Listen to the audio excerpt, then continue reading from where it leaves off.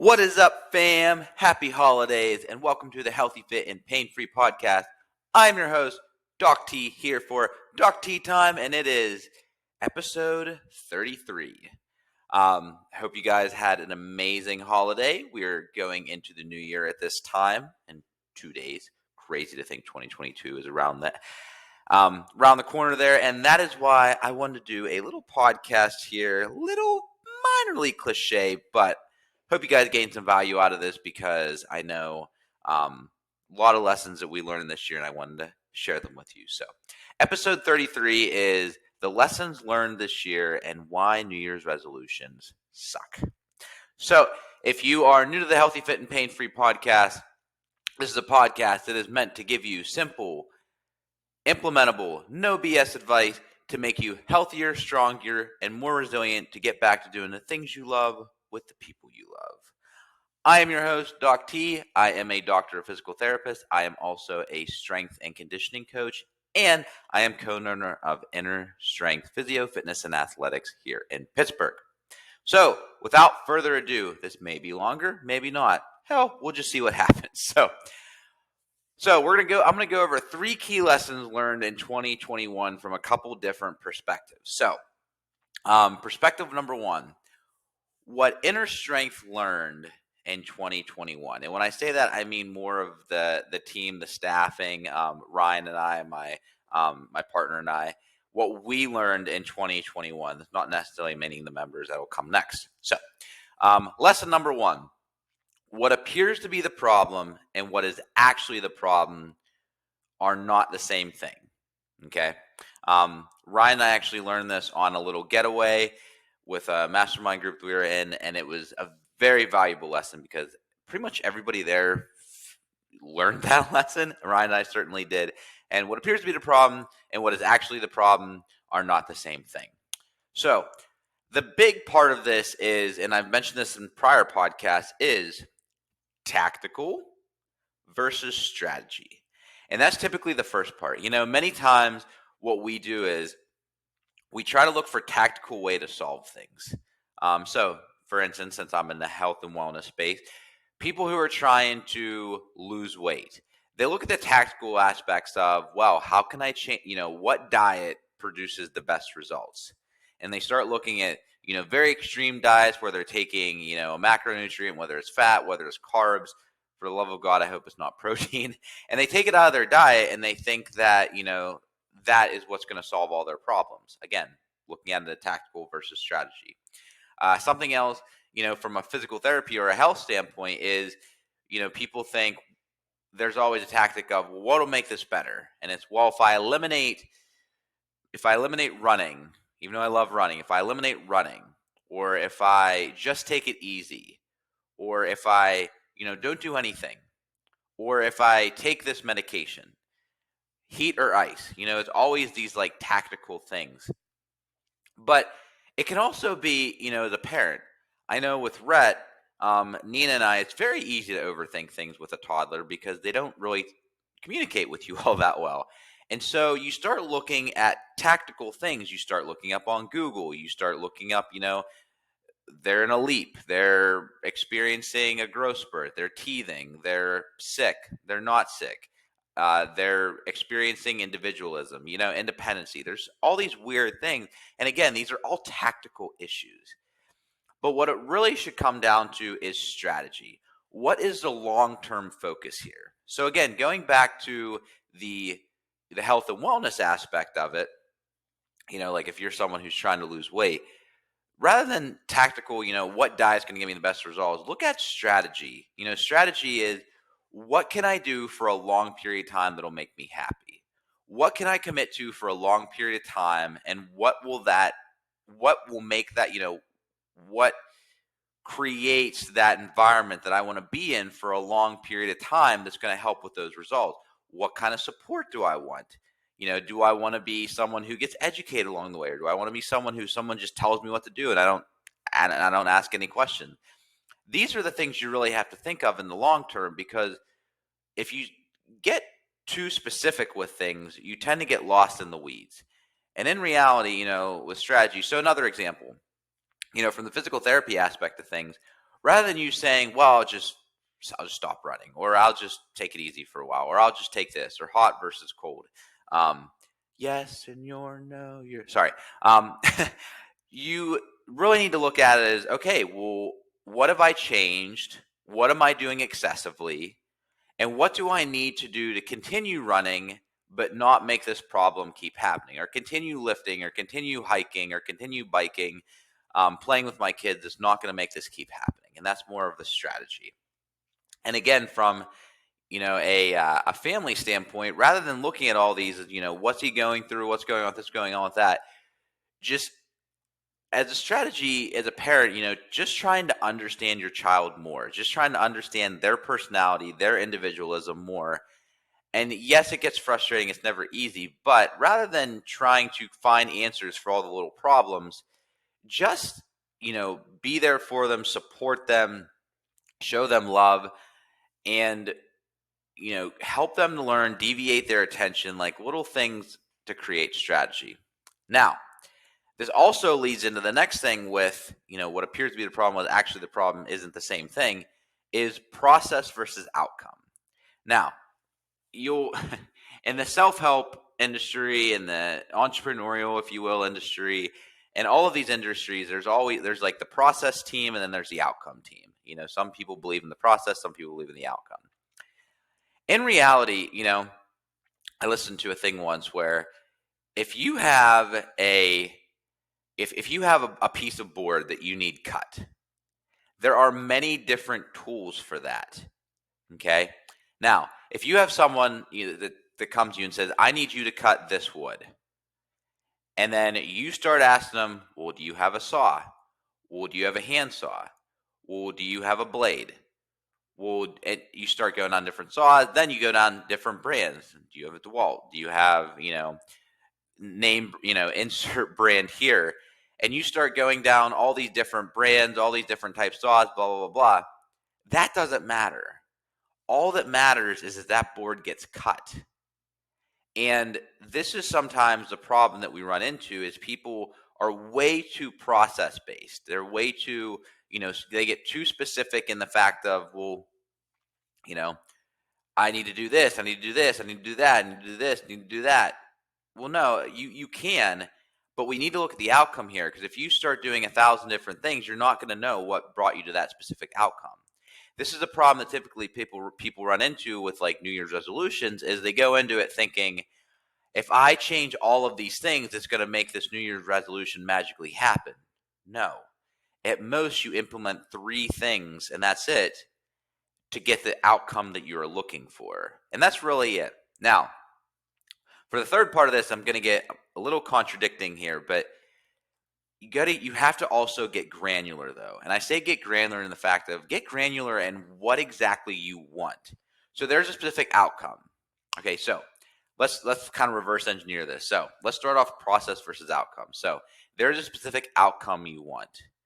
So let's say it is getting stronger. Okay, someone who wants to just get stronger for everyday living. That's your outcome.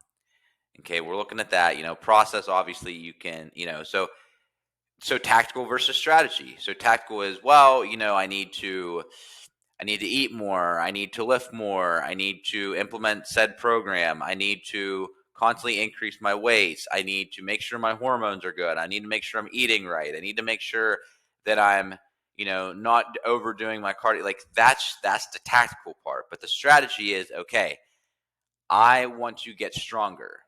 So I need to look at the long-term implements of what do I want to get stronger? What is going to show that I've got stronger? What modalities do I want to use? Do I want to use functional ones like getting on up off the floor without my arm, without my hand?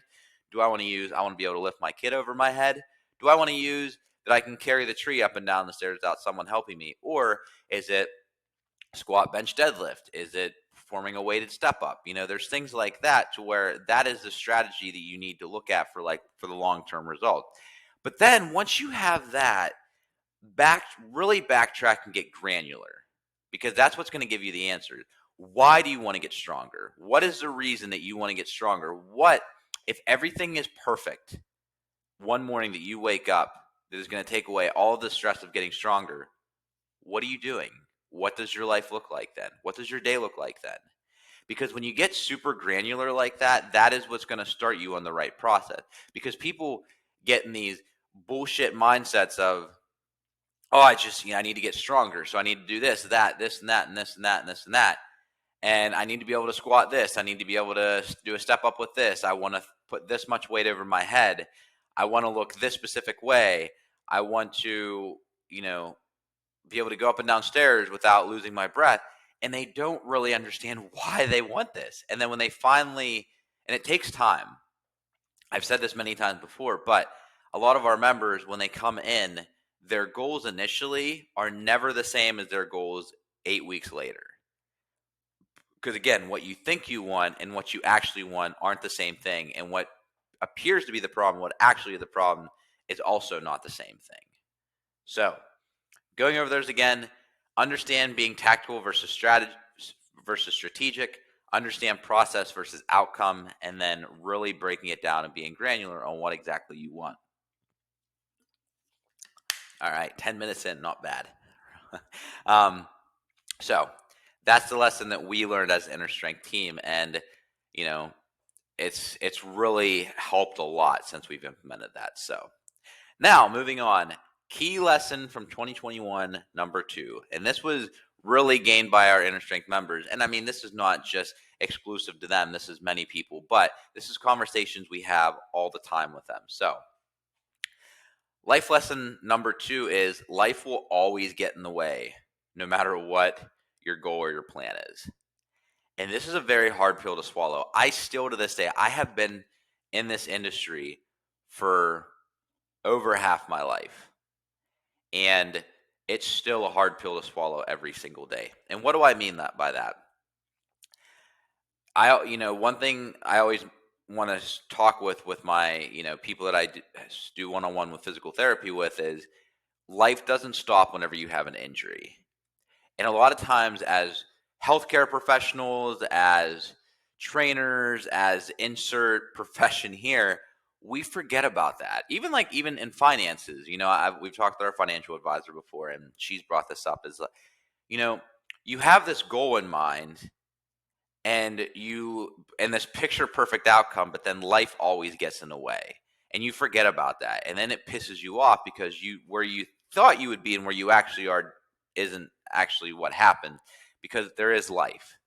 And again, as like medical professionals, we tend to forget this and we get mad at our patients whenever they don't do specifically what we want. But when we give them all these very strict guidelines, well, of course they're not going to listen to that.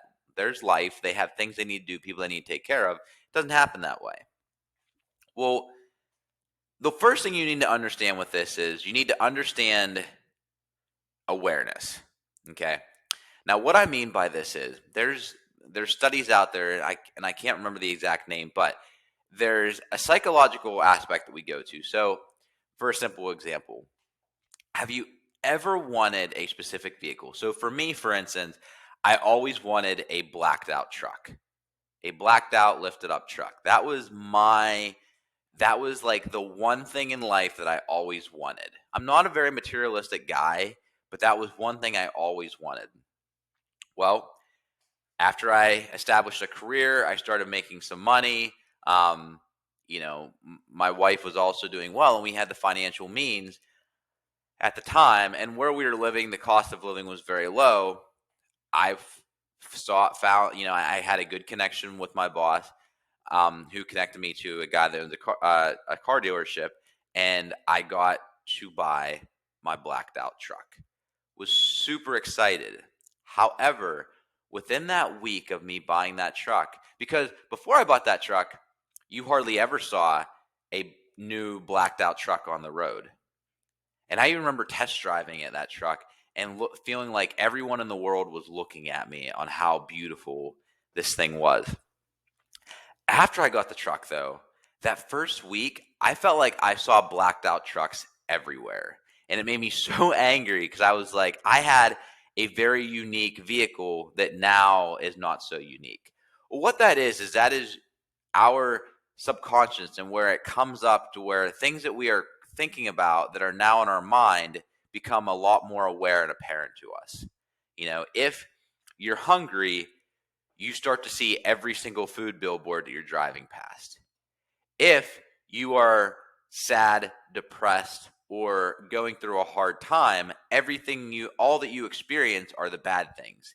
And it's that little bit of a downward, upward, wormhole, spiral, whatever you want to use, you get into, you start to think about that.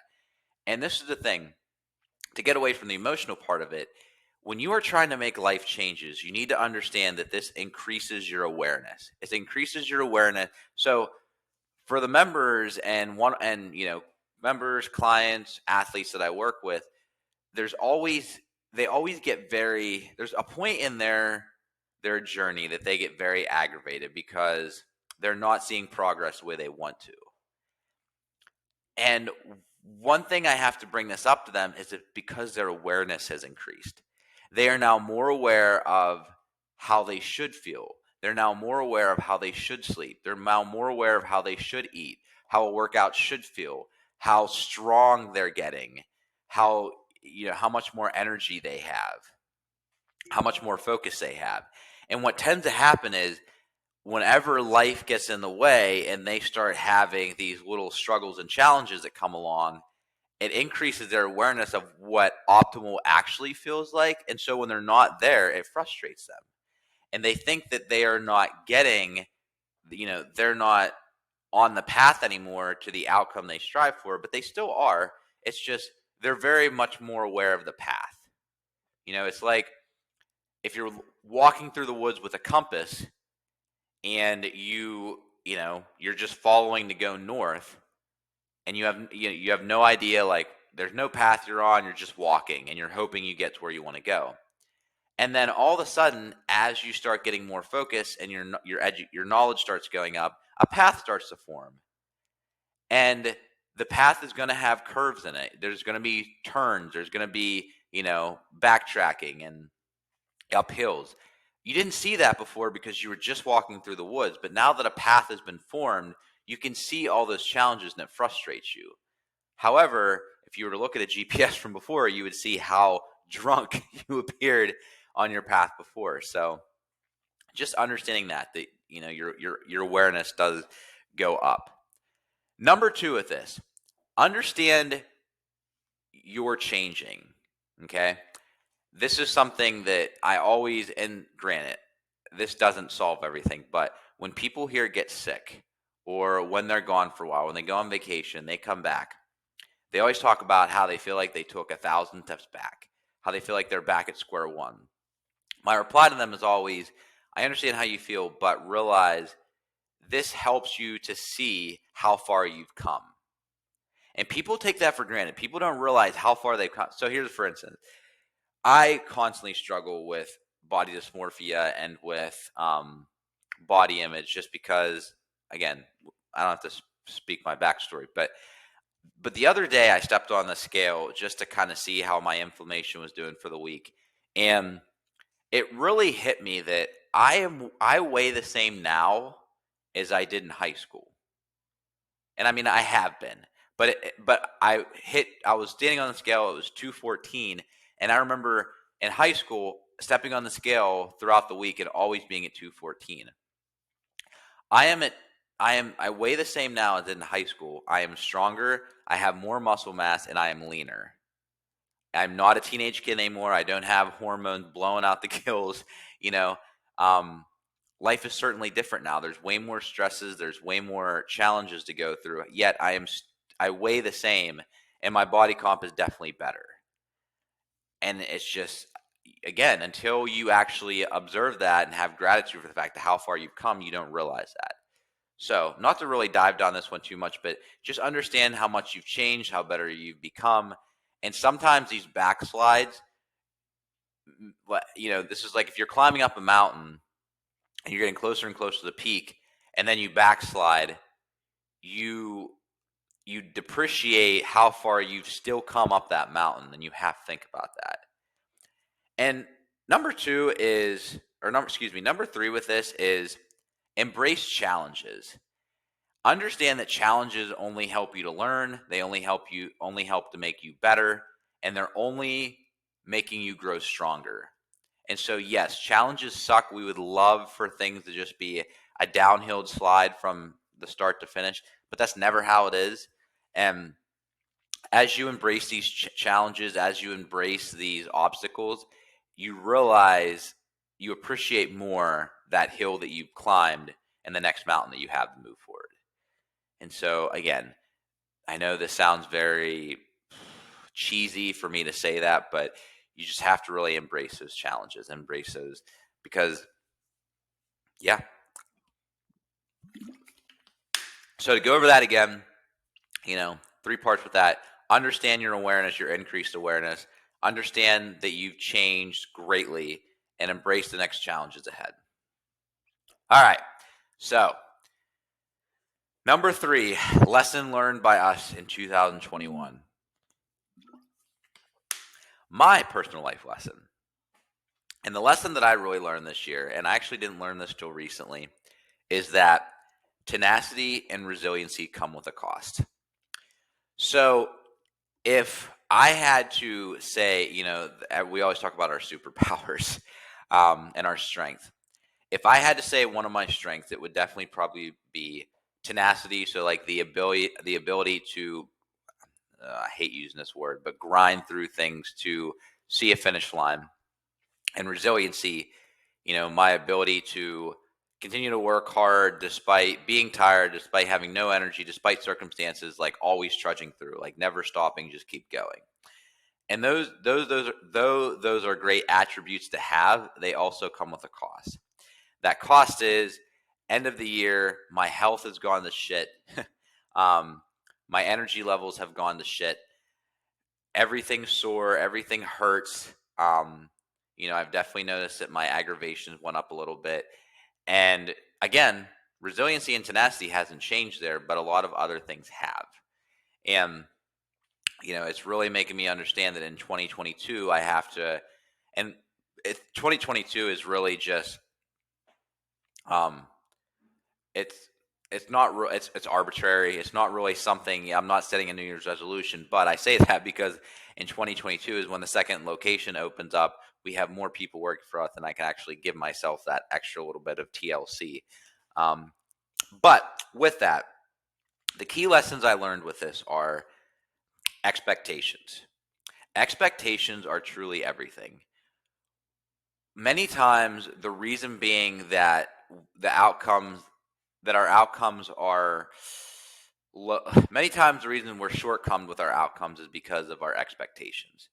We perceive what we think should happen. We perceive what we think is how the process should go. We perceive how we think, how we think we want to look and how we think we want to feel and why we chose the goal we did. In reality, what it all comes down to is we just expected too much, or we expected the wrong things.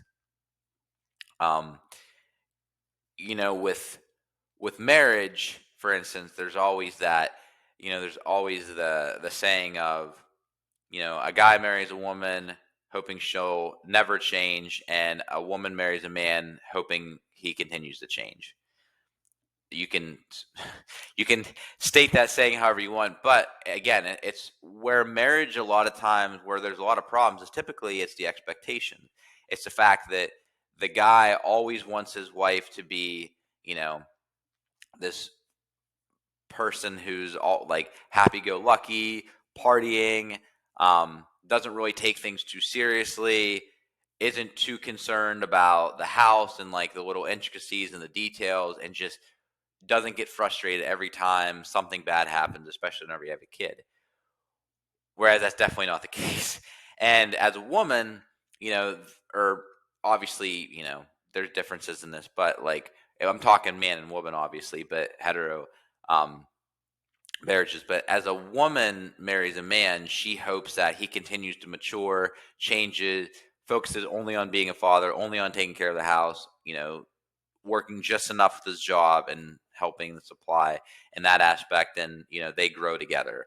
And that's, again, the expectations are what's off. And eventually those do equal the sum of zero, but it just takes time. It takes time for that stuff to happen. And for myself, I had these expectations of, if I just work harder, things are going to happen. And that's not necessarily true. Um, I also invested in someone to talk to in regards to my mental health this past year, and it's been very interesting as we go back and forth because he is just a few years older than me. He's in very similar situations, just different professions, obviously. And it's not just it's not just one side. I'm not just sitting in there laying on a couch speaking my mind to this guy and he just listens. It's a very two-way. There's a two-way communication here to where he kind of voices similar things. And it always comes down to this expectation. And one thing we talked about a few weeks ago is the and to me, what adulthood is learning that whatever you put in is not always what you get out. Your job, if you're someone who just works your butt off all the time, puts any extra effort, and does everything right, that doesn't necessarily mean you're going to get a promotion, because there's seniority, there's legacies, there's politics, there's like things like that involved. So that doesn't necessarily mean that. Same with a parent. No matter how much time you put in, how much love you give that child of yours, and all the things that you do right, that doesn't necessarily mean that child is going to come out perfect. And it's the same in the fitness industry. You could, with hormones, with genetics, with circumstances, no matter how hard you diet, no matter how many times a week you work out, no matter how well you eat, how well you take care of yourself, that doesn't guarantee that you are going to have abs, and look like a model in a fitness magazine, or look like the superstar that you want to look like The Rock or Gal Gadot. It's always these expectations that we set, and you need to understand that. And I don't want to say lower your expectations, but take them for what they are. They're just expectations. In addition to that, it's asking the right questions. So this one actually came up yesterday, and it was making me think about that. To where he was asking me, what exactly do you want in life? And, we go down that whole thing, but it ended up me going on an emotional rant for like 10 minutes. And at the end of that rant, he was very stricken because it was not what he expected, just with a simple question that was asked. And his reply was, there's a lot to unpack there. And I'm not doubting that the fact of what path you are on is the right one, but it sounds like there's something else that's going to make you more fulfilled that you should eventually get to. And he says, not saying you get away from what you're doing now, because obviously you love what you do, but starting to put time towards that other thing as well. And he said, maybe all this time we've just been asking ourselves the wrong question. And that's a lot of times what people do too, is they ask themselves the wrong question. It's mostly, what do I need to do to look thinner? What do I need to do to be stronger? What do I need to do to, to play with my grandkids? What do I need to do to make more money? What do I need to do to be a better parent? And that's not necessarily the right question. The right question is always, again, getting granular with that and understanding what truly makes you tick. What do you truly enjoy about being a parent? What do you truly enjoy about your grandchildren? Why do you want to have more money? Why do you want to be in better circumstances? Why do you want to learn more? Is it because you want to gloat and float and just flaunt in front of people and make people realize how quote unquote successful you are? Or is it the fact that you want to give more? That you want to advocate for things more? What is your actual reason, and what is the right question that you really should be asking? Because a lot of times we always have the wrong answers, and that's what pisses us off. What we need to do is we need to have the right question. All right. So number 3 with my life lesson this year is brake or gas. I've talked about this before, but I talk a lot to people about how in life, whenever you're going through problems, especially like if it's in regards to your fitness, your work, whatever it is, typically people are trying to, again, get tactical. And a lot of times it could always come down to 2 things. You need to hit the brakes or you need to hit the gas. Some people feel so frustrated and they feel so tired And in reality, and they think like, oh, maybe I should just hit the brakes. And instead of actually hitting the brakes, they just keep tapping the brakes. But sometimes you need to hit the gas because you're frustrated because you've just gotten to this monotonous, monotonous average little rhythm, and you're just not getting the results you want. Here's a for instance. With runners that have knee and foot pain, a lot of times therapists and running coaches will recommend to actually speed up your cadence, which sounds counterintuitive, but it actually works. What happens is people get so sloppy and so sluggish with how they're running and their running gait that is what's leading to injuries. However, if you get them to run harder with a faster cadence and then maybe take walk breaks throughout their race, throughout their running session, that's actually going to do better for them. On the flip side, there's also hitting the brakes, and this is what I learned. My whole life has been gas, gas, gas, gas, gas, because that's what I feel like was going to get me to the next level. That was my expectations. There's that word again. In reality, though, for me, I'm learning now that maybe I need to hit the brakes a little bit more because it's getting to the point where I'm just exhausting myself. And so, just a little thing to think about. So, number 3, my life lesson: tenacity and resilience come with a cost.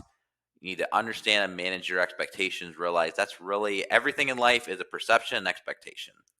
Ask yourself the right questions and realize if you need to hit the brakes or you need to hit the gas. So, as you guys know, we always end these podcasts with 3 takeaways. And so, the 3 takeaways are going to do with the question of, or the statement of, why New Year's resolutions suck. Okay. I am not saying you should try to better yourself in the new year, but having a 1-minute change which leads to a new year as a time for you to create goals is not necessarily sufficient. So why do New Year's resolutions suck? Because number 1, what appears to be the problem is not actually the problem. People come into the New Year's thinking that if I lose weight, if I go to the gym more, if I go back to school, if I change this or do that or break up with this person or marry this person, it's going to improve my life significantly. No, it won't, because that's probably not the problem. The problem is typically upstairs. It's typically your mentality, it's your attitude, it's what's driving you, it's being on the wrong path, it's having the wrong focus, and a lot of that stuff is actually what's causing the problem. So you need to fix that first before you fix anything else with your New Year's resolution. And again, don't set some, ambiguous goal here. You need to really figure out and get granular, as we mentioned earlier. Takeaway number 2 of why New Year's resolutions suck: because life happens. And again, when we make New Year's resolutions, we do not take into consideration that life will happen. Life is going to challenge you. When you try to make yourself better, life will continue to challenge you. You need to embrace that. And again, set your expectations that life is going to happen. You're probably going to have setbacks. You're not going to keep losing, 2 pounds a week for the next year. You're not going to lose 150 pounds in the next year. You need to set expectations correctly, give yourself breaks, and understand that, again, it's all about perception, expectations. Takeaway number 3 of why New Year's resolutions suck: motivation stops, but momentum doesn't. So, what I mean by this: if you are trying to push a stone or push a tire, push a wheel, it takes a lot to get momentum going. It's always very hard at first. Again, I know this can be a cliche example, but just stick with me. It takes a lot at first to get that wheel moving, but once it gets moving, it's very easy to keep it moving. It's the same thing in life when you have goals. A lot of time, many people are emotional. And when I say emotional, I mean they get motivated because of their emotions. We get motivated to give around the holidays because we see these commercials, and we see these commercials of starving kids and injured animals. We see the Salvation Army guy out on the street. We hear about all these people who are not getting presents this year. So emotionally, that's why we give more around that time of year. whenever, people typically go to happy hour because emotionally, I mean, granted, I'm not saying this in general, but a lot of times people go to happy hour because emotionally they are drained and exhausted and pissed off about their work day that they need to go have a drink and socialize and vent to get that off. Or people are motivated during, in January with health and fitness because everybody else is motivated to do that. And these are all dictated by our emotions, whether happy, sad, angry, fearful. And so you need to understand that. And this is the problem, is people just go off the emotional motivation of why they should do something. And eventually that's going to run out. Research shows that willpower is not a real thing. Yes, willpower does happen, but willpower quickly goes away. And when willpower goes away, people go back to their habits, their judgments, and and their feelings. And so what happens is, you're going to have that moment where you lose motivation, but just keep moving forward. Just find a way to you might not be moving as fast forward. That stone, that tire might not be going as fast from you pushing it, but keep pushing it because momentum is what's going to keep you moving forward. There's a book I just read called 9 Lies About Work, from Marcus Buckingham is one of the two authors in it. And they talk about, how potential is a lie. People trying to live up their potential. And yes, people have potential, but in reality, people really have momentum. People have momentum in a company. They have momentum on their fitness journey. They have momentum because they're gaining results. People are giving them a lot of accolades because of what they are achieving. They're getting raises, they're getting all this stuff. So it keeps the momentum going. And so they need to keep that momentum going. But if your motivation, so for instance, if your motivation is just one number, like if you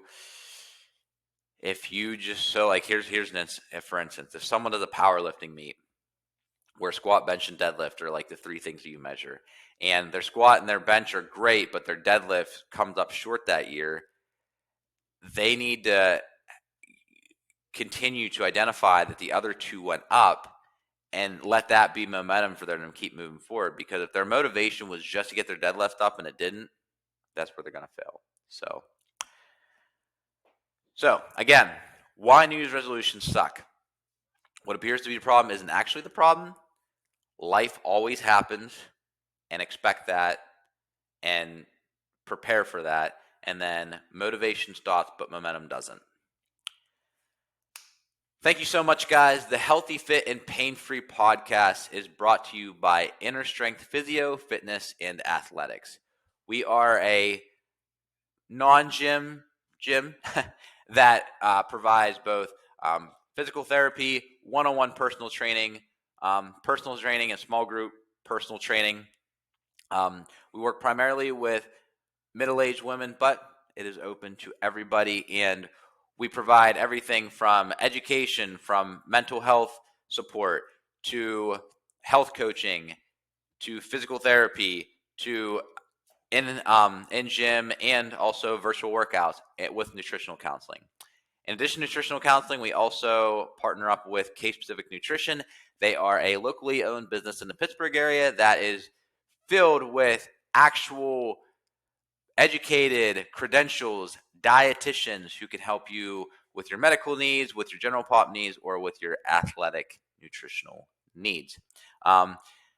Inner Strength is located at 203 Hershinger Road in Coraopolis / Robinson, PA, on the west side of Pittsburgh.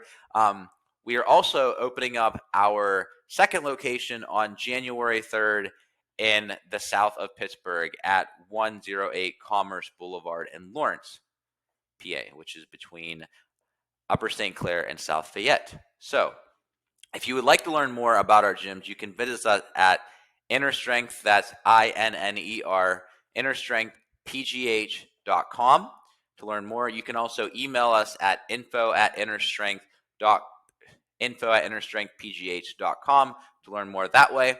If you'd like to see some free content, we do have the Healthy Fit and Pain Free Facebook group. You can always ask to join that.